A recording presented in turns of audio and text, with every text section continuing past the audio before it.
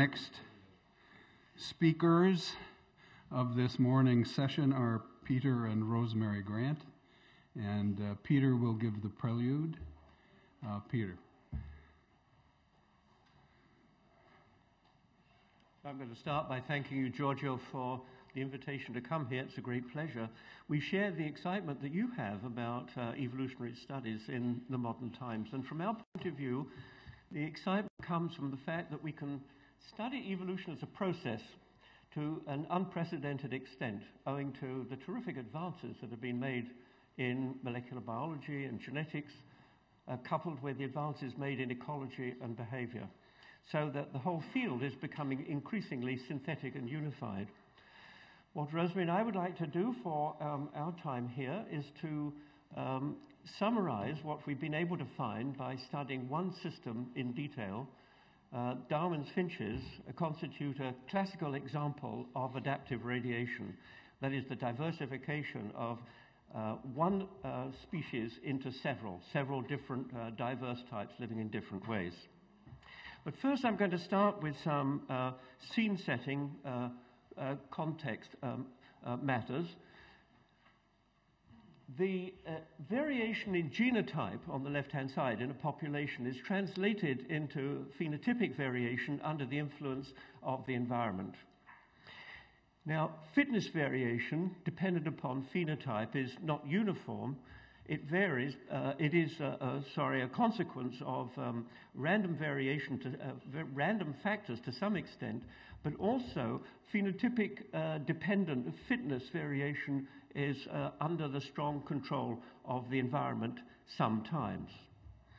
And for many organisms, this scheme is amplified to an important extent by taking into account the social environment. So by the environment up top, what I'm referring to is the physicochemical aspects of the environment plus food and predators. And in the bottom part, I'm referring to other members of the same population and maybe other members more broadly construed in the community in which the focal species exists and with which that focal species interacts. So ideally what we would like to know is all of the components in a system like this and the functional relations amongst them. And now for Darwin's finches. There are 14 species in the group. They live in the Galapagos Islands in different combinations on a variety of islands. And there are a couple of really important points to make. One is that no species has become extinct as a result of human activity. And one can't say that about many groups of organisms under natural circumstances. Second thing is it's a relatively recent radiation. According to mitochondrial DNA data, it took place in the last 2 to 3 million years.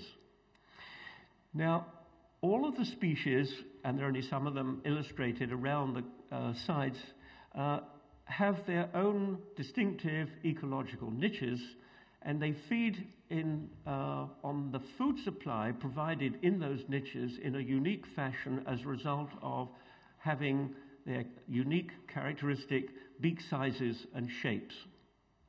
And what we'd like to be able to understand then is the process of diversification, and that really comes down to the essential process of speciation, which is how two species form from one. Simplified in this little diagram here of how an ancestral species splits into two lineages which diverge and reach a point at which no longer are they capable of exchanging genes, even if they attempt to do so. And our task as evolutionary biologists is to account for that process of divergence and explain why it is that cessation of gene exchange takes place, why genes stop being exchanged. Now, the Darwinian interpretation of that whole process relies heavily upon environmental variation. In this entirely hypothetical scheme, we have an ancestral species arriving in the southeast of the archipelago. Other populations are established through dispersal from one island to another.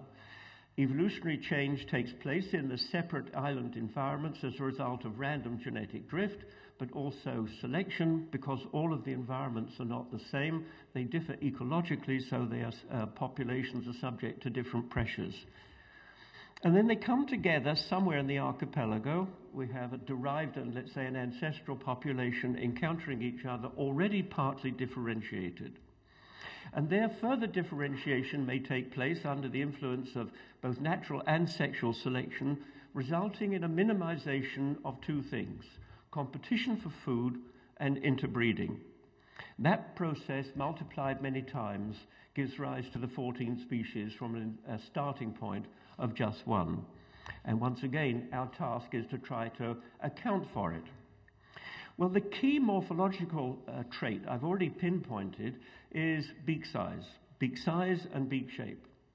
What do we know about the genetics of beak size and the causes of evolutionary change? Well, for one thing, we know that beak size variation is highly heritable. We've done a series of checks to examine possible biases, and all of those have convinced us that the relationship you see on the screen reliably reflects a genetic similarity between offspring on the one hand and their parents on the other. So beak size is highly heritable. We also know some of the molecular players in the development of beaks. And what I'm now about to tell you comes from collaborative work we've done with two colleagues at Harvard University, Cliff Tabin and Archad Abzhanov. They are the professional molecular biologists. We are not. So what our colleagues did was to take, at the starting point, take a list of genes known to be important in craniofacial development, that is the frontal part of the face, in mice, in chickens, and also in us humans, because there is a large list of known genetic factors. And they found one called bone morphogenetic protein number 4 that is expressed in a way that varies in parallel with the variation in adult size, beak size, of 6 species of ground finches at day 5 of embryonic development. Now, what I'd like you to imagine is then a graded series of adult beak sizes between Magna rostris, the large ground finch at the top, and the smallest and shallowest beak at the bottom, and an exactly parallel graded sequence of expression of this gene, the signaling molecule produced by this gene in this frontonasal process, a graded sequence from here down to the bottom. They then did a functional analysis introducing the gene into chickens, and were able to show that a Magna rostris BMP4 gene introduced to young chicks at the appropriate stage converts or is responsible for the development of a Magna rostris-like beak, in contrast to the control up at the top. So that's depth and width, leaving open the question of what governs the length of beaks, which is an important third dimension. So our colleagues used a microarray approach to this problem, and they found another signaling molecule. It's called Calmodulin. It's involved in a very different biosynthetic pathway dependent upon calcium, and it is strongly expressed in the long-beaked birds here, the cactus finch and the large cactus finch, and scarcely at all in the other species. And interestingly, it's expressed at the same time as BMP4 is expressed so strongly, but independently of BMP4. So only one little gene needs to be tweaked, as it were, in order to affect a change in adult beak shape. Now, that leaves the question only of what is responsible for depth and width separately, because they are co-regulated by BMP4. Well, Riccardo Maiorino, a student working in Archad Abzhanov's lab, discovered the answer to that question was to be found a little bit later in development. I've been talking about the prenasal cartilage. The premaxillary bone becomes developed a little bit later. And when that takes place, these 3 molecules up on the top are co-regulators of beak depth and beak length. Width is untouched by the operation of these 3. So in summary, we have 3 beak dimensions, length, depth, and width, that can be affected separately by a very small number of molecules. Length, depth and width together, and depth and length together. So what we would like to know, take this information and extend it to nature. What we would like to know is how this apparatus and all of the other molecules that so far we've not been able to discover, but surely operate in complex determination of gene regulatory networks. We'd like to be able to carry this information further to the variation within a species, which is the raw material for evolutionary change. We'd like to know, in short, what are the genetic differences between small-beaked birds on the one hand and large-beaked birds on the other. And we're ignorant of that at the moment, but at least an exciting beginning has already been established. We'd also like to know what factors impinge upon the beaks and cause changes in gene frequencies in populations, resulting in evolutionary change. And so I'm going to now leave the subject of beak development and go into the environment, as it were, and consider factors that cause evolutionary change in beak sizes and beak shapes. And what I'm now about to say is based upon a long-term study, it's now 40 years of duration, of Darwin's finch populations in the Galapagos Islands, particularly on a little island called Daphne Major. Droughts cause very heavy mortality in finch populations. In 1977, for example, 85% of the medium ground finch died during a year of virtually no rain. That mortality was highly selective.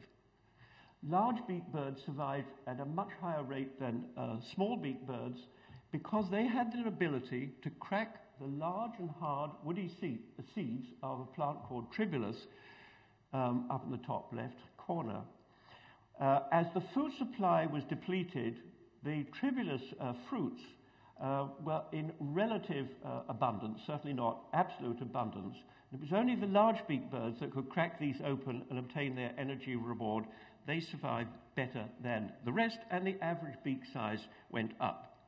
So natural selection had occurred during the course of 1977.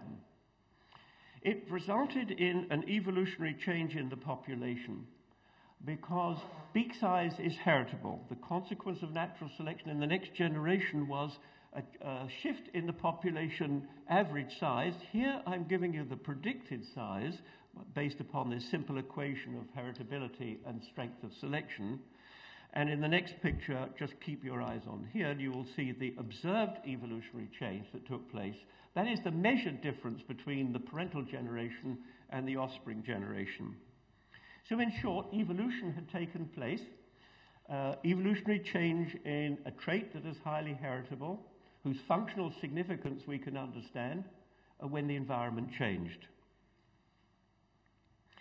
Now, selection is not working unidirectionally for over long periods of time, but instead it oscillates. And the reason why it does is that the environment itself changes very rapidly from one year to another, or drastically, I should say, from one year to the next, governed by an enormous variation in weather. Under conditions of drought, for example, associated with cold temperatures across the whole of the Pacific, so-called La Nina conditions, many finches die through starvation. The opposite happens at times of abundance of rain associated with a phenomenon known as El Nino. The Galapagos are over here on the right.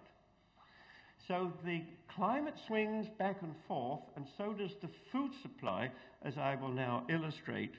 The El Nino phenomenon was exceedingly severe in 1983. In fact, that is the highest in record of rainfall in the last 400 years, according to coral core data. And what El Nino does is to convert an island that looks bare and sparse like this, but is dominated by large and hard seeds, into an environment dominated by small seeds, easy-to-handle seeds. And when droughts follow, as happened in this case 2 years later, and the food supply is depleted, then it's the small-beaked birds that have the advantage over the large-beaked birds, and the average beak size goes down.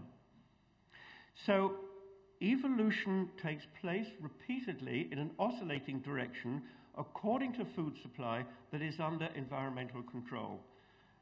And here the key player in the survival of droughts in the drought in 1977, tribulus, I should have said earlier, those plants are smothered by all of that vine growth that occurs in rampant El Niño conditions, and that is the reason why there is a shift in food composition.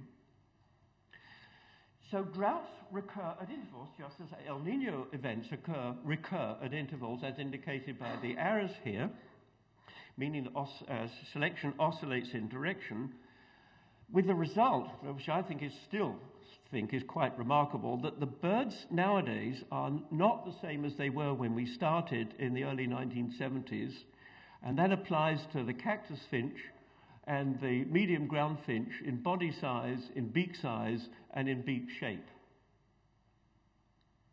So evolution occurs repeatedly in an oscillating direction, and my last point is that other species in the environment constitute part of the environment. This species up here, Magnorostris, the large ground finch, invaded the archipelago in that remarkable El Niño year of 1983. On the left you see two versions of the medium ground finch population. Well, the large ground finch had a very important effect upon the medium ground finch population after a long delay. When there was another very severe drought in 2003 to 5, the large ground finch population size had reached about 300, and then the drought arrived, the food supply, the rains failed, the food supply was depleted, and the large ground finch, Magnorostris, outcompeted the large members of the medium ground finch population. So instead of there being a repetition of this selective event, there was a new selective divergence in the opposite direction. Large beak members of the medium ground finch were outcompeted by that monster up in the top right-hand corner. So this is an example of the interaction that I mentioned at the beginning in this cartoon-like diagram.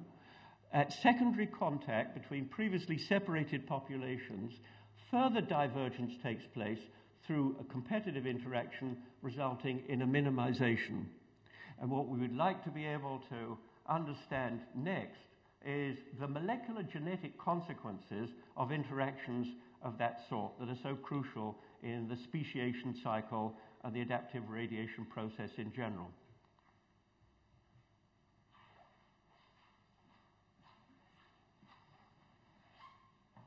So Peter has just shown you how two species have diverged, and what I'm going to do is look at the barrier to interbreeding between all the species, the three species on the island of Daphne.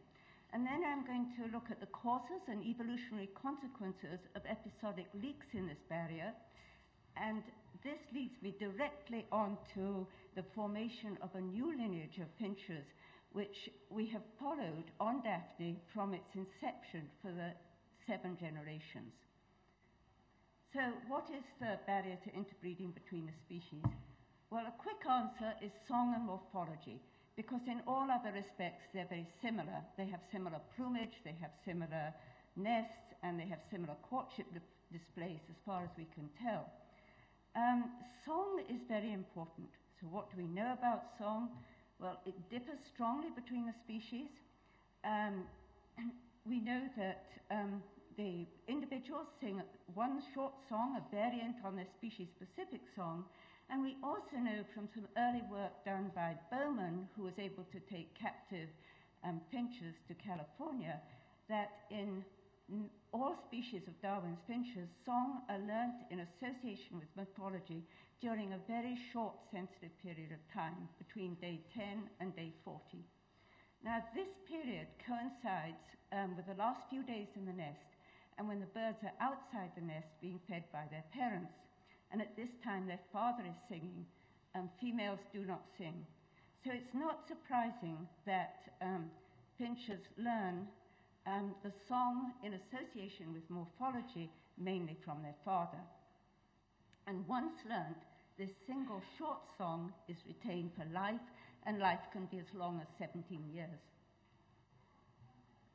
So when adult, the individuals pair according to the species-specific song learnt in association with morphology.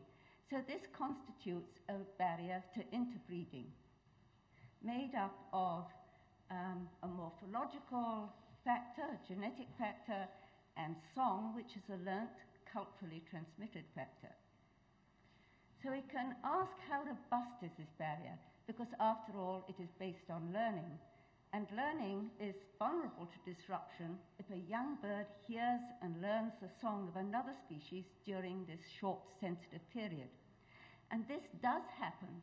It happens rarely, about 1% of the time. But it happens in the following way. Scandens here is slightly larger than Fortis. It's very aggressive. It takes over Fortis nests if it can. And when this happens, it usually throws out all the eggs. But occasionally an egg is left behind. So a Fortis grows up in a Scandens nest and it learns its foster father's song. It also happens if the male dies and the female brings up the offspring, and then because the female does not sing, then any neighboring bird, and if that neighboring bird is another species, the young in the nest will learn that neighboring species' song. So we have these cases, and learning another species' song can leads to hybridization. And again, this is very rare. It's about 1% of the breeding population. But the formation of hybrids gives us the opportunity to ask, is there any evidence of genetic incompatibility? Now, these two birds, Fortis and Scandens, are not sister species. They're related, but they're not actually sister species. So we can ask, how fit are the hybrids? Are they viable? Are they fertile? And for the first 10 years of our study, hybrids were produced, but no hybrids survived the dry season to breed. And we thought this was because of genetic incompatibility, but we also thought there could be another reason. These hybrids have intermediate beak sizes, and at this time, as Peter showed you, the island was a hard seed producer. They tried to eat tribulus seeds and failed. They ate Opuntia seeds, the other hard seed, and they could crack that, but they took 2 or 3 times longer than Scandens to crack it.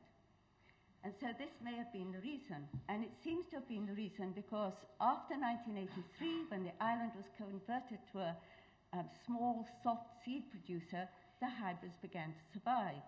But we can still ask, how well did they survive relative to the parental species? So what we did is we took 3 cohorts of birds, the cohorts when there was a lot of rain, a large production of small soft seeds, and we asked how well did they survive relative to the survival of the parental species. And this shows you the parental species, Fortis and Scandens, are in the open bars, and the blue bars are the hybrids and the back crosses. So the hybrids survived in all 3 cohorts as well as, if not better, than the parental species. They produced as many eggs, as many young, and as many recruits. So clearly there was no evidence of genetic incompatibility. It was the environment that was keeping them apart before. So the hybrids back-crossed according to the song type, and there was episodic introgression of genes from one species into the other. And we could follow this using microsatellite loci, and we saw as expected that the heterozygosity increased. This is actually for Scandens, but it's a very similar graph for Fortis. Introgression was going both ways.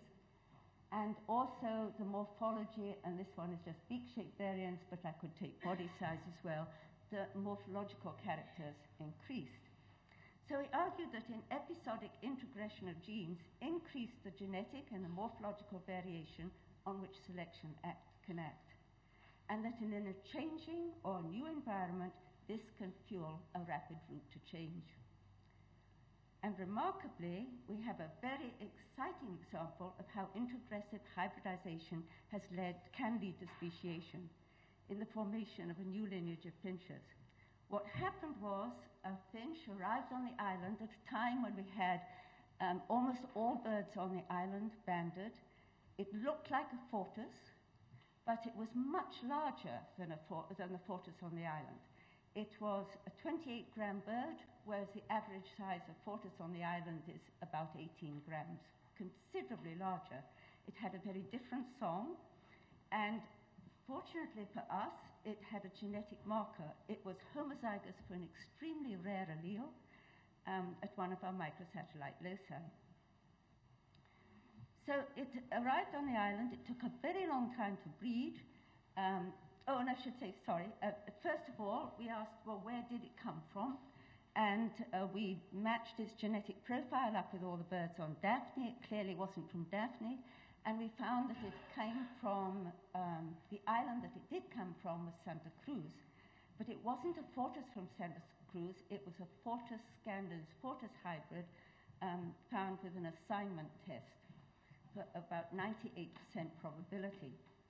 It took a long time to breed, and when it did breed, it bred with a fortis scandens fortis hybrid born on Daphne. It produced a large number of offspring. Those offspring bred with each other, produced more offspring, which then bred with each other, produced more offspring, which then bred with each other. So all the offspring were large, all carried at least one copy of this genetic marker. And as I said, there's a lot of inbreeding, and all the males sang this unusual song type. We'd labeled this bird 5110. It all sang the 5110 song type. And then came the drought that Peter referred to. A 2.5-year drought when over 90% of the birds on the island died. And all those birds died. All went out except for 2.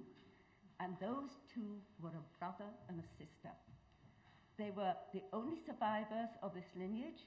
They were both large, and they were both homozygous for this rare allele due to previous inbreeding.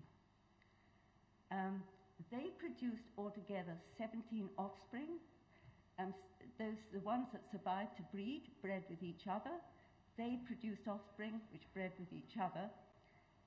And all the birds from the next 4 generations, from the brother and sister, were all homozygous, and all the males sang this 5110 song type.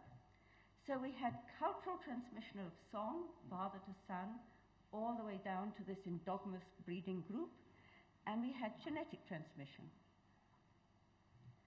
So are they behaving as separate species? Well, they sing a different song from all species on Daphne. They're much larger than their nearest relative, which would be fortis, because it started with a fortis scandens fortis backcross. And for people who know about birds, they did the crucial thing. They hold contiguous territories which they defend against each other. Those territories overlap the territories of fortis scandens and magnirostrus, and they completely ignore magnirostrus, and magnirostrus fortis and scandens completely ignore them. So they're behaving completely as a separate species. So will this new lineage, which is breeding endogenously, die out through inbreeding depression? It might, but there's no sign of it yet, and Peter and I were on the island this year, and we see they're breeding very well, we see no sign of inbreeding depression. Will the genetic variation be augmented through introgression? That's possible, and it's also possible because they can feed, part of their feeding is the same way as magnirostrus. There could be introgression almost from any of the species, but there has been no sign of introgression yet, and we have analyzed the our blood samples this year, so this is right up to date. There's so far, no example. The genetic variation so far has not been augmented through introgression. A 3-dimensional diagram shows that it's sitting here. This is the lineage. Magnarostrus is up here, Fortis down here, Scandens here, and the Fortis-Scandens hybrid lineage is right here. The new lineage is right there. So the formation of this new lineage of Finches has provided insight into how introgression can lead to speciation. How important is episodic introgression during early stages of speciation in the wild? Well, Darwin's finches, the radiation lies about here. It's after the lineages have become diagnosably different, but long before the point when they cannot interbreed through genetic incompatibility. And for birds and reptiles, that average stage when it gets to they cannot interbreed through genetic incompatibility is 32 million years. So it's not surprising that our birds are keeping apart by pre-mating signals. Eugene Koonin, well, we've already heard how important horizontal gene transfer is today already. But Eugene Koonin is going to talk about the underappreciated contribution of horizontal gene transfer in the evolution of eukaryotes. But increasingly, well, we've always known that introgression is important in plants, but increasingly it has been shown to be very important in all organisms, from insects up to primates, and including ourselves. So, a summary of our talk, I leave you with one message. It is neither species nor environments are static entities. They're dynamic, they're constantly changing. And to understand how and why species multiply, we must take into account the interplay between genotype, phenotype, and the environment. And in organisms, especially from insects up, the social environment becomes very important, and the role of learning and cultural inheritance. Thank you.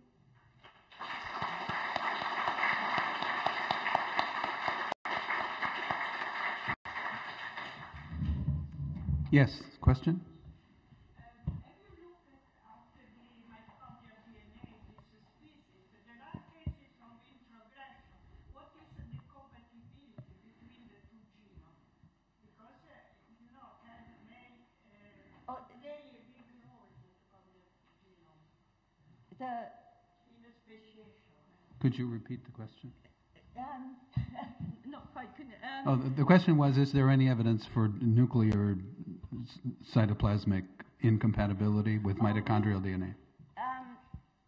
The evidence we have, I hope I can answer that question more in a couple of years' time, but the evidence we have at the moment is that the mitochondria in the species that I was talking about just now, in the Trondati, Peter was talking about, the mitochondria is identical. It's almost, can find no difference in the mitochondria. So that seems to be similar. It's in the nuclear genes that we have difficulty. Now, as far as cytoplasmic nuclear incompatibility, what we've seen is the mitochondria is so similar between all the species in Darwin's finches. Probably we won't be picking up things like that now, but I hope the genome is being done in Darwin's finches right now. So I hope I can answer that question better in 2 years' time, maybe 1 year's time. Thank you. And in order to keep on schedule, I'm going to postpone further questions till the general discussion. But any of the previous talks is available for questions and comments in the general discussion. Let me now thank you very much again, and let me now turn the meeting over to Professor Bernardi, who will talk about compositional genomics, another view of genome structure and evolution.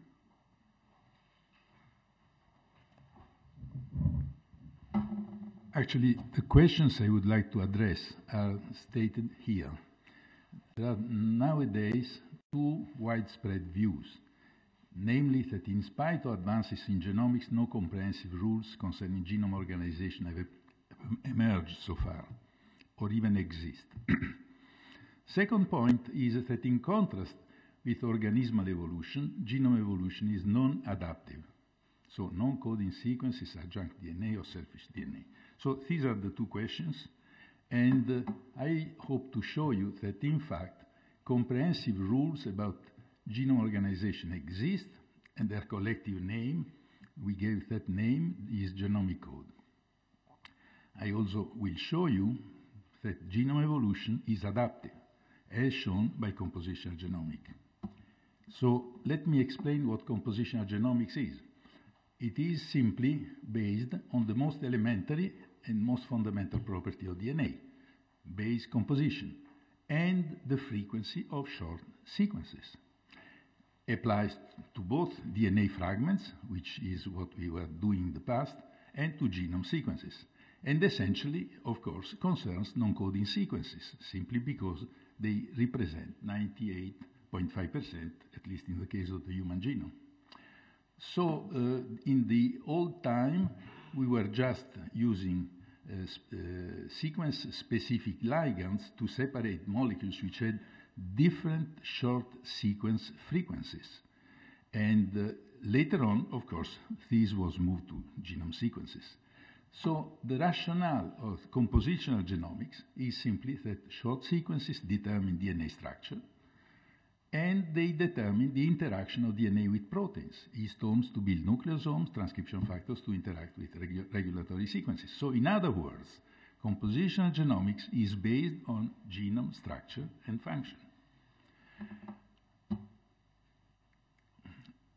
The first approach we had, that was on the bovine genome, showed that there are families of fragments which have specific GC levels. The three red bars are the three major components. The first one was split into two later on, and the fifth one was not shown, and we didn't see it at the very beginning. And also, these different families of fragments, which have very close compositions, have different short sequence patterns. So the conclusions which we drew in '76 was that vertebrate genomes are in fact mosaic of isocores, so the fragments were coming from much larger regions, estimated at that time at over 300 kb, fairly homogeneous in GC levels, and of course isocores fall in a few families. Moreover, GC-rich and GC-poor isocores are responsible for chromosomal bending. So I will show you very quickly just one slide to show that if you now look at the compositional profile of a chromosome, chromosome 21, you have those regions, the blue, which are GC poor, the red, which are GC rich, and they correlate with the chromosomal bending at high resolution. So, but now let's look at something else. This is the pattern which we had seen by cesium chloride and the cesium sulfate, the silver approaches, but confirmed now by Costantini et al. With sequences. So these are the 5 families in the human genome, and you can see that we put a line between what we call the genome desert and the genome core. So it is, the main difference is shown in the next slide. I will show you the properties of the genome core. Well, the major difference is the gene density is very low in what we call the genome desert and high in the genome core. Moreover, the slopes are very different in the two parts. DNA's hypersensitive sites, so open or closed chromatin, well, they are very different. Closed chromatin in the GC poor part, open chromatin in the GC poor rich part. Now, the other point is extremely important. The insertions, as judged with Maria Costantini, in between Venter's genome and the reference genome, are strikingly different. I mean, in the GC-rich part, which represents so little, there is a high density of insertions and also of deletions, and vice versa. In the genome poor part, it is not the case. The methylation related to CpG is also showing a bimodal pattern, and if you do a plot of GC2, which concerns really the positions which determine amino acids, and GC3, you can see the 5 families of the coding sequences. So to summarize, what we found in the genome core was that they correspond to GIMS negative bands, to high gene density, to open chromatin, to a methylation which is going down relative to the acceptor sites, increased amount of signs, low amounts of lines, and really a lot of housekeeping genes against developmental genes. So you could even say there is a housekeeping genome and a developmental genome. Gene expression and recombination are extremely strong in the genome core. Mutation, replication is early, so many, many differences. And I would say a conclusion you could draw from this diagram showing all these correlations is there is a part of the genome which is extremely dynamic and another part which is extremely static, which is understandable because you cannot change too much all the gene expression regulation of developmental genes because it's really something too critical. So the genome desert in general presents simply opposite properties to the genome core. But you can go even deeper into these correlations, and the genomic code shows strong compositional correlation between coding sequences with extended non-coding flanking sequences. So it is between 1.5% of the genome versus 98.5%. Similar compositional constraints must regulate this correlation. The three codon positions are correlated with each other, and this is true also for prokaryotes. And also coding sequences are correlated with codon usage and the encoded amino acids. So the thermodynamic, stability, secondary structure, hydropathy of proteins. So this is really something very relevant. Now, let's move to something more specific, to short sequences, and in particular, trinucleotide frequencies. So first of all, the frequencies deviate from random expectations. They account for different distribution of DNA methylation, CpG doublets, CpG islands, and are responsible for different chromatin structures. And of course, this is in relation with the isochore families. For instance, if you take the 25 kb 5' of genes, and they are representative really of isochores, you have a ratio of those two trinucleotides, which is 7.785, at 8-fold higher in the GC-rich part compared to the GC-poor part. But if you move to the regulatory sequence, the change is of the order of 18-fold. So clearly you have two very different things. It is shown in a much more striking way than by looking just at GC contents. Short sequences are involved in the regulation of gene expression. First of all, nucleosome positioning, density are different in L1 and H3 families. Cis regulatory sequences belong to a Tata box model in L1, GC box model in H3 isochores. And similar or different, of course, transcription factors are involved in the regulation of genes located in the same or in different isochore families. In other words, you can have co-regulation more easily, much more easily, for genes which are in the same isochore family. Now, let's remember something which is now extremely well established, namely that changes in the organismal phenotype depend much more on changes in gene expression than on changes in protein coding genes, which was what was at the center of evolutionary studies before. The classical strategies in the study of evolution concern the classical phenotype, the organismal phenotype. And they are gene-centered from the beginning. Traits, and we had a fantastic example just a moment ago, genetics for the neo-Darwinians, and then protein genes, Zuckerkandl and Pauling, Kimura. So the classical strategies rely on single nucleotide changes in one or a few genes. Now, what I call the compositional genomics concern isochore family patterns. So it is the genome, what one could call, and we call the genome phenotype, is genome-centered. So it is essentially centered on the non-coding sequences which have a regulatory role. And so not only that, but the changes in those regions are not due to single nucleotide changes, but regional changes. And so they cause wide-ranging compositional changes. So to summarize what I just said, the classical approach is gene-centered, single nucleotide changes in coding sequences, regulatory sequences, non-coding sequences, well, of course, and this is a slow process. But then you have compositional genomics, so it is genome-centered. You look at regional changes in non-coding sequences, insertion and deletions mainly. Then the other two are hypothetical. I think they can be believed, but they are not really very strongly demonstrated. Namely, clustered AT bias changes. All changes are AT biased, and they can cluster and they can change the composition locally, or biased gene conversion, which was proposed, and I think it is acceptable by Walker, who is here, and Hurst. So this is a very fast process. So the two are complementary ways to determine the organismal phenotype. So now, very quickly, I'm going through the changes which we observed, first with the approaches using ultracentrifugation and then with sequences.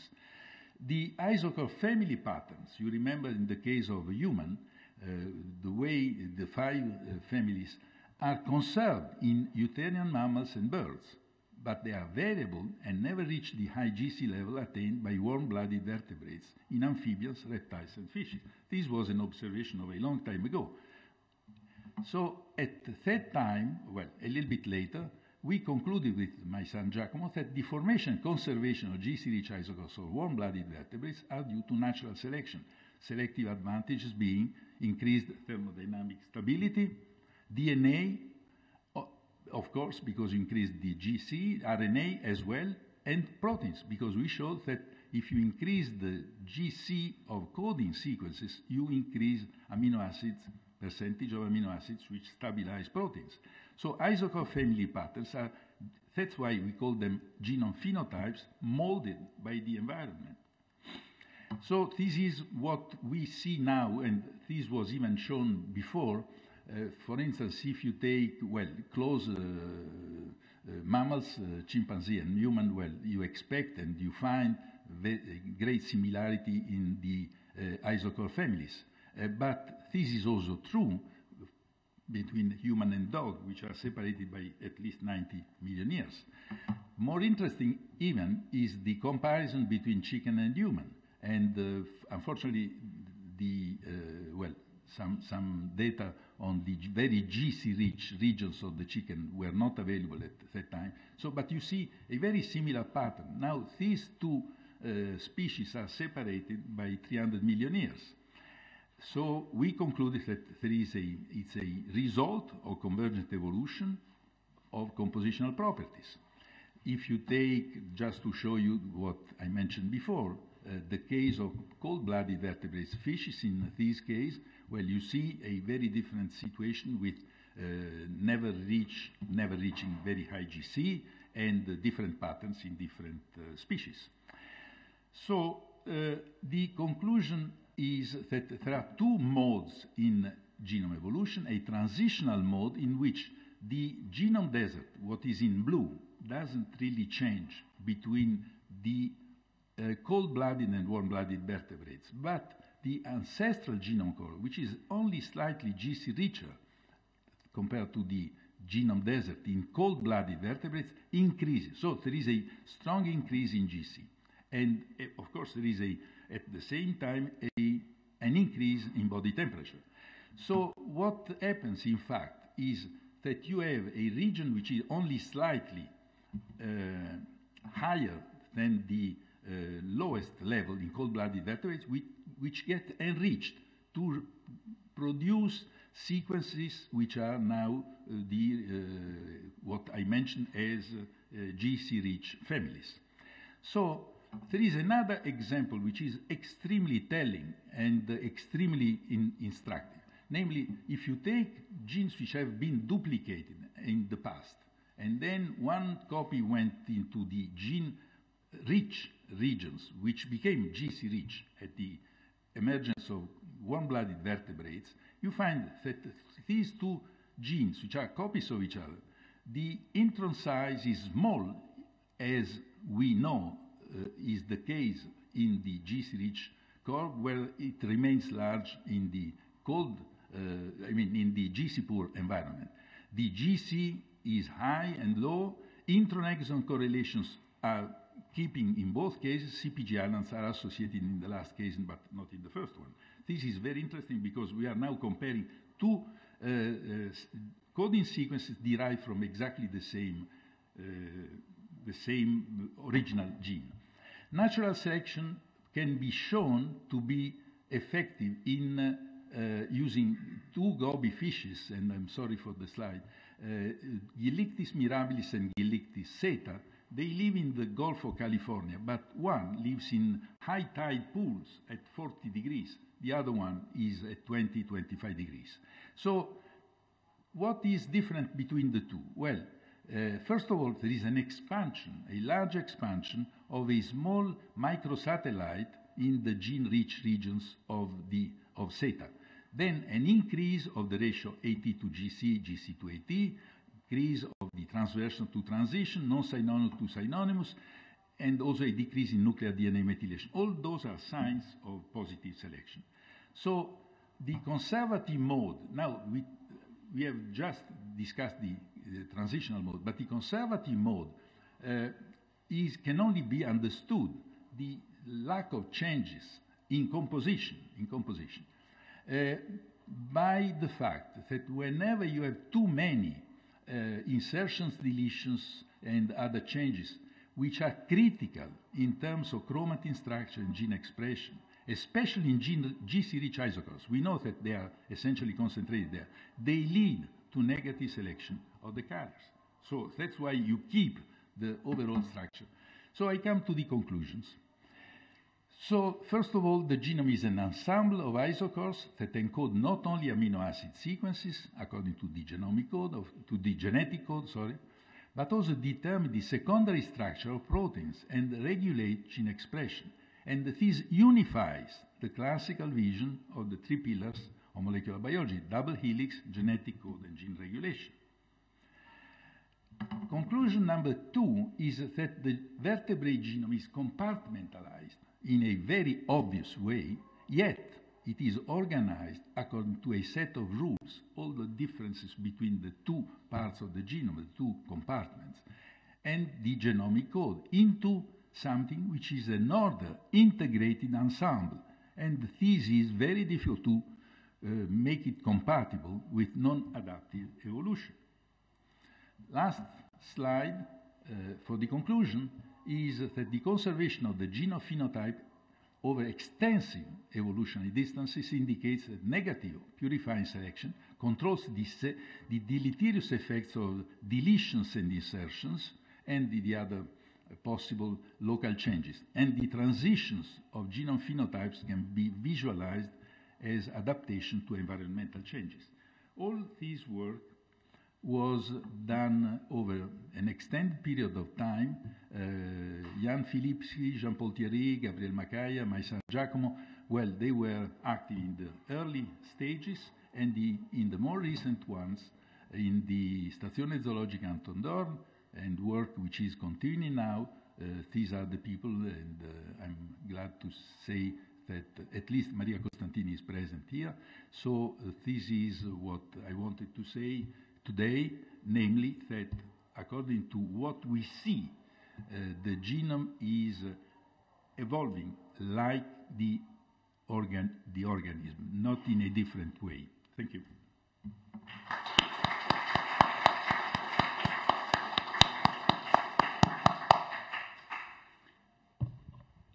Now we have time for a general discussion. First, are there any questions or comments for Professor Bernardi? Giorgio, we're learning a great deal about the spatial organization within the nucleus of vertebrate genomes. Back here. Oh, yes, okay. And I'm just wondering, do you have anything to say about these different components that you identify and their role in the physical organization of the genome within the nucleus? Yes. As I mentioned, of course, we have a lot of information which is published in detail on the correspondence between isochores and chromosomal bands at all different levels of resolution, from the low ones to the high ones. And with Maria Costantini, we showed that there are very specific arrangement rules when you go, let's say, from the highest level of resolution to the lowest one. So, but of course, there is much more to discover in terms of long-range chromatin structure. And we expect that people like Gary Felsenfeld and his colleagues are going to tell us much more about that level, which is very important, even from the point of view, of course, of regulation of gene expression. There was a question up here, Eric. Giorgio, you mentioned a correlation with one of those components with cis-regulatory Yes. elements. What did you use for that? How was that defined, cis-regulatory? Well, in that case, we had we were scanning on the 5' side the sequences up to, well, we went up to the 25 kb. So what I'm concentrating there is the region which is essentially between 0 and 1 kilobase upstream of the gene. That region is what we call, on the basis of what is in the literature, regulatory region. Of course, no. For practically every well-studied gene Yes. that's involved in many processes of development, the responsible regulatory regions are far away from Of course, but unfortunately we cannot look at enhancers easily that way. It is conceivable. So my question Yes. is, since we know a lot of real Yes. cases, Yes. if you do look at those that have been defined functionally, then what is the correlation with those? Of course, I don't know right now. I would expect that they behave in a way similar to the regulatory sequences which are next to the genes, I mean, just upstream of the genes. I expect. Simply, why do I expect? Because I cannot believe that those faraway enhancers are in even different isochore compartments. Don't forget, isocores are pretty extended. So you have, even if you are very far on a molecular level, you are still within an isochore range. But this is a guess. I think these can be decided very precisely because sequences are available and one can check. Can you make any correlation with introns? Yes, the point, this is a very important point, which really denies the possibility that that biased gene conversion is the cause. I accept gene conversion, biased gene conversion, as a mechanism, not as a cause. Why?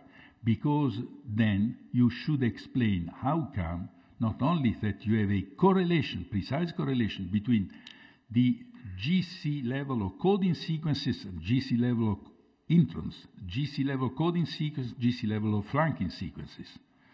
Even more so in the case I showed, when the two partners you are comparing derived by duplication from a common ancestor, you see. So I don't think you can explain. Absolutely, this is a firm point that you can use biased gene conversion other than as a mechanism, not as a cause, because it would randomize things. And we don't find signs of that. We find order. We don't find disorder. I would like now to open the discussion to a general discussion for not only Giorgio, but any of the previous speakers. And could I ask the previous speakers to whom questions are addressed to come up and use a microphone? And also, could I ask the questioner to wait for the microphone so everyone can hear the question? Mark, I think you had a question for the grants earlier. So can you wait for the microphone, please? Thank you. Just a very simple question to see if I understand. Peter, in the selections for the beak size, is it clear that you're dealing with a whole set of species? And the question is the ratio of members of the different species? In other words, the variation is an unusual situation which you wouldn't have if you had, say, a single inbreeding species. Have I understood correctly? It was a single species. The one. The actual selection data refers to the medium ground finch only. Is that the answer to your question? Yeah, well, I guess so. There are two aspects of selection here, and I want to make sure that I answer the right question. One is that the evidence that we have suggests that selection has caused the difference between the species, and it's done so by operating at the within species level, that is, within population level. Sometimes large beaks are favoured, other times small beaks are favoured. One has to imagine that in different environments, then large beaks are more favoured than small beaks in general, and small beaks are favoured over large beaks in general in the other environment. In one species. And that, yes, I see. at the beginning, at the young, then they diverge enough to become different species. That is so different that when they come together, they either don't interbreed at all or scarcely interbreed as a result of what's has gone on in their separate environments. So you see such rapid and dramatic effects. Is that because there's a lot of pre-existing heterogeneity within one species, and is that because of something to do with the particular way these guys went around the island and came together, or would you expect this would be a... Does my question make any sense? Yes, it does. I think I understand. It's a terrific variation within a species and part of that immense variation within one species, I'm sure, is due to past episodic introgression from other species. And so this was one of my points, which I probably went too quickly over, when this introgression causes a terrific amount of genetic variation and morphological variation on which selection acts. And I think, part of the reason we chose this island in the first place is that the populations are so highly variable morphologically. And I think a lot of that is due to past episodic introgression. Thank you. Sorry. That's exactly what I was saying. Yeah. I would remind you it's also open season for questions for Dr. Ota and Arbor and Saito. So any questions for any of the speakers are legitimate. A question for the Grants, actually. So have you got the specimens which would allow you to maybe track variation at BMP4 and CAM or whatever it is through time, from the 1970s through to 2000? Have you got specimens that you could extract DNA from? Yes. Great. We haven't got blood specimens all the way back to 1973. But we do have blood specimens from the period of about 1988 onwards, including this very crucial, relatively recent period in the early 2000s. So yes, there's a lot of potential there, which we are intending to exploit. Do you have skins from the earlier years? Sorry? Do you have skins from the earlier years? We had a few feathers, but okay. Yes, oh, and yes, sorry, yes, we have. Yes, we do have, and we have been using them. Museum specimens. Yes, so that might work. Yes. Walter. Could you remind me of the total population size you have on this small island? Population sizes vary enormously. The smallest size we've had is approximately 80 fortis and 30 scandins. The maximum sizes are more than 1,000 scandins and about 3,000 fortis. They fluctuate very strongly. People often ask us, well, with such small population sizes, drift may be a factor, and certainly it may be. I'm certainly not going to deny that. But what most people have in mind is that the populations will remain small for very long, but not in our case. The populations are only temporarily very small, and then they expand. Then they expand rapidly to high numbers, and then they collapse back again. Thank you. That relates to a question I'd like to ask, however, because Rosemarie mentioned the possibility of inbreeding depression in the new hybrid. And I wondered, what is the inbreeding coefficient of the existing good species? What is... I mean, if the population sizes are quite small, even episodically, there should be, in theory, a lot of inbreeding. Yes, and we, the best place that we were, we have looked at this to see what it was, and the only place that we've actually found inbreeding depression was after Magna Rostros first colonized the island. And then we had, it was colonized by 3 individuals who bred in various combinations. Their parents went out, and again, very similar, it was left with just the offspring, and a sister and 2 brothers bred. So we started with a very, very small population. And then that was augmented by, so we had an inbreeding group augmented by a few birds that came a few years later, a few generations later, and they bred with some of those. So we had an inbred group and an outbred group, and there we were able to see inbreeding depression on the inbred group. They didn't survive as long, except for 1 or 2 individuals, which you might expect, which actually went on for a long time. But there was a significant difference. It's strange, but there's still a fair amount of heterozygosity, but that we're only be able to that we are only to be able to tell. We can only tell from us. We have 16 microsatellite loci, but the heterozygosity is something like what is it, 50 or 60%, 0.6, which if you were to go out into and look at a bird outside here, it would be more like 0.4 or 0.5. So we still have a higher average heterozygosity than you do in a bird, let's say, maybe in Venice. Oh, my. So Okay. there's something about that, whether it's, I mean, that's a little bit of a puzzle.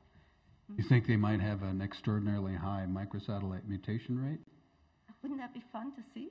I don't know.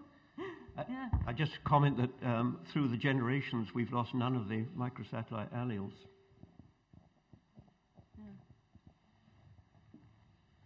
Eric, where's the microphone? I have the microphone. Oh, okay. May I use it? Yes. You can have it. You can have it in a minute. Eric. I have a question for both Dr. Roth and Dr. Grant. Question is, epigenetic processes in both cases mediate the frequency of variation in 2 very different ways, but they do mediate the frequency of variation. And that could be interpreted as increasing neutral within commas variation. But in the humans, we have variation and acceleration of evolution only or almost only in brain-related genes. There are 200 genes which differentiate us from the other primates, and most of them are actually non-coding sequences related to brain functioning. So in that case, there may be a sort of compromise between the neutralist and selectionist view.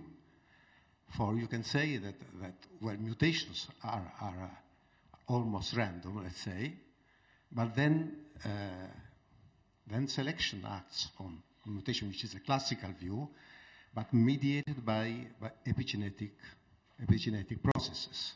In the sense, in our case, we certainly had an increase of variation at a certain point. I don't know why, I don't know when,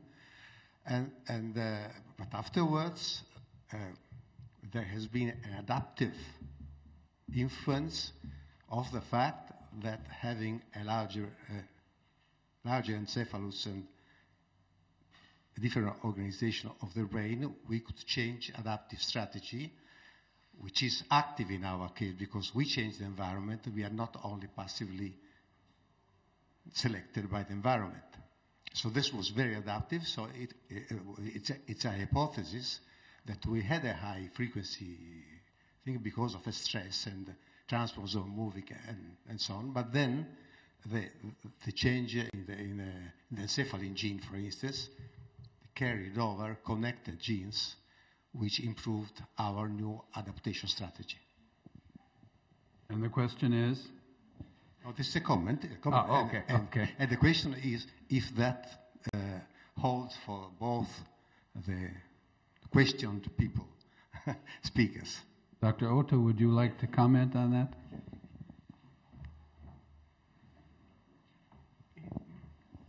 I may not be able to respond to you completely, but it seems to me now that mechanisms that may concern with epigenetics, these RNAs and DNA complex systems, how they have evolved, we never understand right now. It has important effect on genomes and phenotypes. But through such effect, their fitness is determined, selection. So it is very difficult problem. I don't think I can answer anything on that. But attainment of such complex systems involved in epigenetic processes may evolve again by drift and selection sometime. And this may be similar to genomic phenotype, Bernardi say. Genomic phenotype is the result of various complex protein systems, and RNA also much involved now, it now seems. But the whole system results in genomic phenotype. And this, I think, very important problem resting to future young people.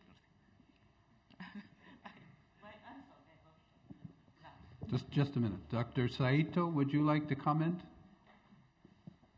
on the question of evolution of the human brain? Okay, Dr. Arbour has a comment. Well, I attach also quite important aspects to epigenetics, and I just mentioned this morning in my talk that bacteria master to protect their own genome by sequence-specific methylation against the action of their own restriction enzymes. We had studied these things in the 1960s, and the first evidence came from working with methionine-minus bacteria, and a few years later we succeeded to isolate the enzyme and test it in vitro, and it turned out to be indeed such that methylation was important for protecting the DNA. Now, interestingly, I mentioned the two big groups of type 1 and type 2 enzymes. There are more, I think, 3 and so on. But those, at least in those bacteria in which careful analysis was made, the type 2 enzymes, no, I start with type 1 enzymes. In fact, there is a protein which becomes a subunit of the large restriction modification complex, and that accomplishes then both methylation and cleavage. And for the cleavage, methyl is also involved. So without S-adenosylmethionine, you wouldn't get in vitro cleavage. So this is, in a way, has been developed such as a common large unit of 3 subunits, one mainly responsible for sequence recognition, the other for methylation protecting the DNA, and the third cleavage of non-methylated DNA. In contrast, those type 2 enzymes, which were carefully studied, showed that there are completely independent enzymes for either cleavage at the recognition site, of course including recognition, and other non-homologous DNA which also recognizes the sequence and puts in the metal group. So the more you study these things, the more you see the inventiveness of nature. And it is, we have to conclude that that old prediction, what was shown by E. coli, is true for the elephant. You have to be very careful. So nature finds always way to accomplish the same duties by different means. Therefore, it does pay to go into additional studies to see whether similarities are there or completely other strategies. And I wonder whether Dr. Bernardi would like to comment. Well, I think after all, the meeting is on general issues, basic issues in evolution. I'm wondering whether one could not establish a kind of parallelism between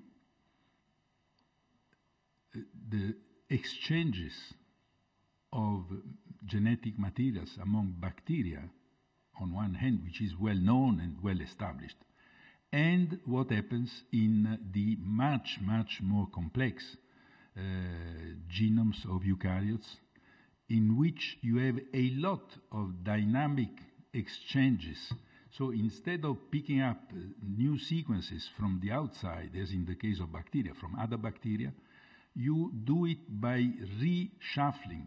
And of course, if what I'm saying has a sense, and I think so, repeated sequences play a role. And there is an increasing evidence that all that movement is a parallel way, which is much faster than point mutations, to change the genome. And again, you have to consider that changes, insertions, deletions mainly, duplications may be, again, neutral. They may be nearly neutral. They may be positive, but this is extremely rare, or negative in terms of fitness. So maybe there is a kind of parallelism, because going just by point mutation doesn't explain phenomena which are so fast as the ones we have just heard about. There must be phenomena which are much, much faster. The two goby fishes I mentioned, they are not so far away from each other. Some of them were just trapped in high tide pools, and the temperature there is very high. But it's not a phenomenon of 100 million years ago. It is a recent phenomenon, as judged from the mitochondrial DNA.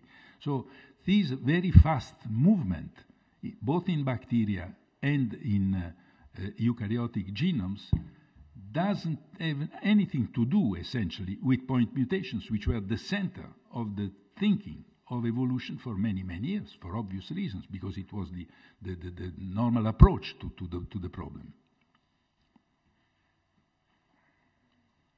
Well, I fully agree. The example which I mentioned of this bacteriophage P1 host range, with having tail fibers important for recognizing an appropriate bacterial surface to become a host. In bacteriophage P1, we have in the flip-flop system, in one orientation of a part of the reading frame for this protein, one host range, and in the other part, another. So in this area, there are two half genes, and combining alternative half genes with each other, you have either one or the other. And of course, it is clear that novel genes can also have their origin in combining functional domains of completely different genes. And there is increasing evidence from sequence comparisons, particularly in eukaryotes, that there are homologies of some other genes, unrelated genes, which, however, then exert the same kind of function as part of a gene as they did in the previous genes they were. And these are, of course, in this kind of random chance associations, and I do play to the intragenomic rearrangements big importance for creating novel functions. Eric was next, and we'll come back to you in a minute. Okay? We'll get right back. Eric Davidson was next.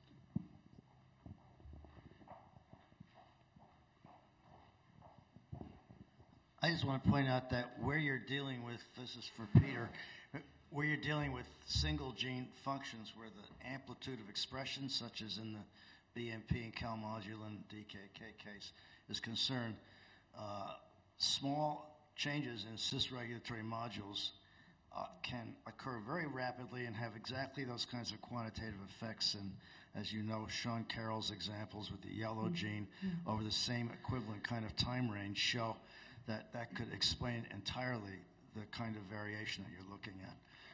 And so that's easily testable. And so my question is, what's known about the population heterozygosity of the control sequences for, say, BMP4? Nothing. Our colleague Arhat Abjanov has been investigating it, and so far he hasn't produced anything, or the lab has not produced anything definitive by way of an answer. But that's an obvious place to look, and I agree entirely with your remarks, a prelude leading up to the question. That's just the way our thinking when it goes as well. I wanted to say, and I didn't say it, that we know nothing about the regulation of any of the genes I mentioned, and all of the feedback loops that are involved in the construction and function of gene regulatory networks. Nothing. I mean, the field is so wide open in our group of organisms. So that's why one of the benefits for us of coming to a meeting like this and hearing what other exciting things that other people are doing.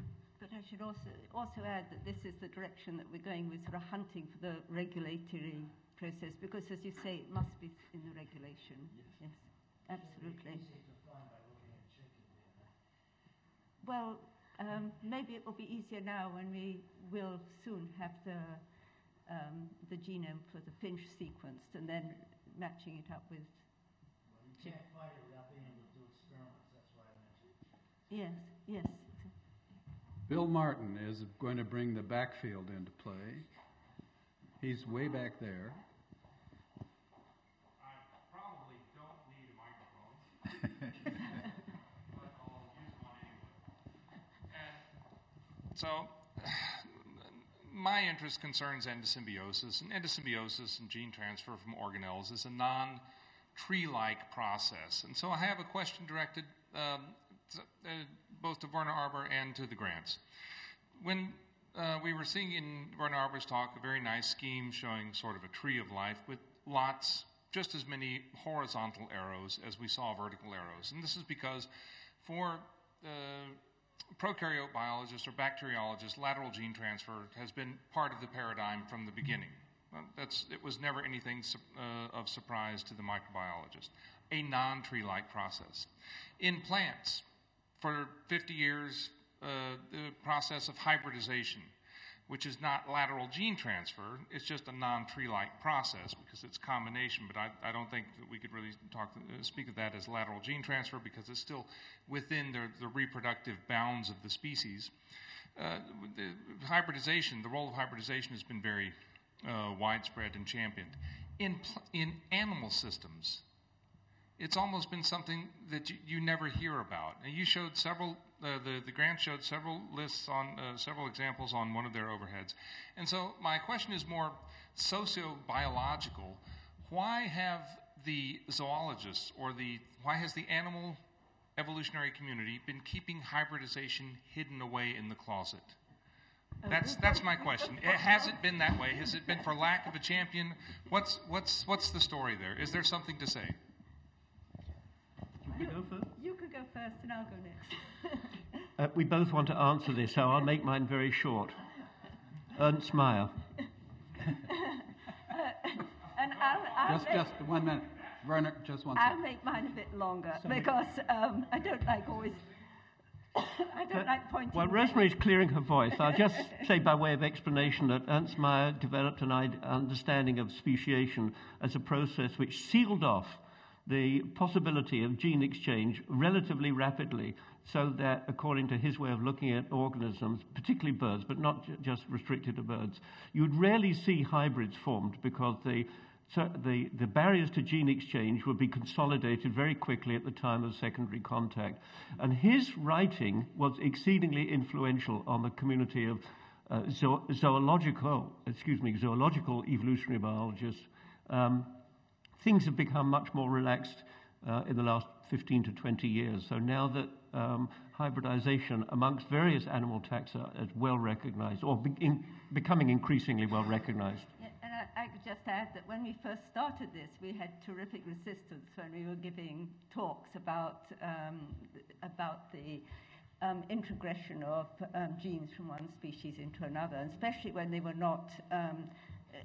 Really what it is that they need, in our group, they need not be the closest relatives. In fact, the closest relatives often do not do this because it's both size and song in this case. And but we have shown that on all islands in the Galapagos this happens. But then there was a breakthrough in a conference in Germany about 8 years ago, 10 years ago, when people came together who had these ideas that this was happening a lot more in animals. And then now I think it's become much more open, and people are adding one paper after another, after another, after another, showing that there has been introgression in lots of animals. And often through this backcrossing, and often through a breakdown in the Lorentzian imprinting, not the genomic imprinting, but the Lorentzian imprinting of behavior. There's been that breakdown which often causes this, and you see this in insects and fish and reptiles. If to make a long story short, it's not because it hasn't been happening, it's only because we weren't allowed to talk about it. Is that right? Sort of, yes. Yes. We'll get to you in a second, Bernard, but I can't resist passing on an anecdote about Ernst Mayr, since Peter brought him up. I used to have Ernst have lunch with my lab from time to time, and at one of the lab lunches he said to the students, he said, "I have a challenge for you." He said, "I would like you to name the most influential evolutionary biologist of the 20th century besides myself." Okay. Well, I just wanted to say a few words in order to avoid misunderstanding of that drawing of the evolutionary tree. It is clear that in the growing branches, from low to higher, the whole genome flows. The gene flux is the whole genome. In horizontal connectors, as I did mention, only a very small part of the genome flows, 1 to perhaps a very few genes. So there is a distinction there, and of course, as I also mentioned, often that's not successful. We will not see it. It's not being maintained. One thing completely independent of that, it would be nice that in the next 2 or 3 days we give some considerations to what is natural selection. To my mind, it is a very composite way of things, but I think it is important that we, talking on evolution, should try to find, how can we define natural selection? I mean, there are various ways to do so. That's just a suggestion, if there is time. I promised to come back here behind you, Walter, so I think we're going to have to cut this short, because very short. There has to be an important... Two extremely short comments. Animal interspecific hybrids are generally sterile. This is why we're not talking about them very much, while in plants, allopolyploidy is a very, very common thing. Second very short comment. I would like to support what Giorgio Bernardi was saying before, because the two stress response systems of bacteria and eukaryotes are very different, because the stress system, for instance, of the RPOs system in bacteria increases the frequency of point mutations, while transposon movement changes and rearranges the genome. So it's exactly what Giorgio was saying. I think Dr. Saito had a comment, and then Walter, you get the last word. I have a kind of suggestion to Dr. Grant, because you have 14 species of Darwin finch, and if we wait maybe 1 year, next year, we can have a very good third generation sequencer which can produce a de novo genome very cheap. So I hope you and collaborators will sequence all 14 genomes. Then, because I'm also interested in introgressions, and introgression can occur at any time. So I'm sure there are ancient introgressions within 2 million years or 3 million years. So you can find all kinds of introgressions if you sequence all genomes. Yeah, and actually, what we have done, I mean, I agree, and this is actually our plan to do this exactly. But before, I mean, even already, what we have done is we have looked at, with the genetic information we have got, we have looked at all pairs of species, and we've argued along these lines. If there has been introgression, then let's say we say species A and B in one island, or like Portus and Scandens on one island, if there's been introgression, genetically should be more close to each other than Portuses to Scandens on any other island. And we've done that for all 14 species in all combinations in all islands.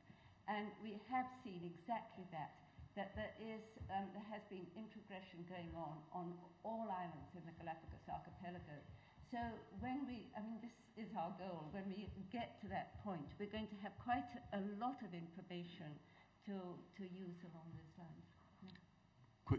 Quick comment. This is David Hauser from the University of California, Santa Cruz. We are working very hard to get the first Darwin Finch genome on the UCSC browser. We hope to do that in a couple of months. This is the Beijing one? Yes. Have you got it yet? Done by Beijing. No, we're still waiting for them to go. They have to submit it to the national databases, and then we pick it up. We have an agreement with all the international databases that we won't work around them. That will only we will only display genomes that were officially submitted through the international databases. So once it's at the international databases, our engineers are ready to grab it and build the browser. Great. But I strongly support the suggestion of doing all 14. Okay. Walter?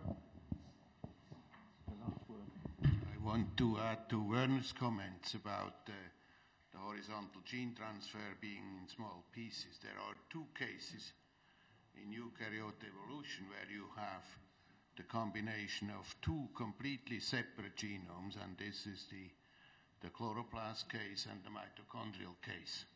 So there you have tremendous jumps in evolution because 2 completely different genomes, which are highly selected for, are now combined into one organism. And the symbiont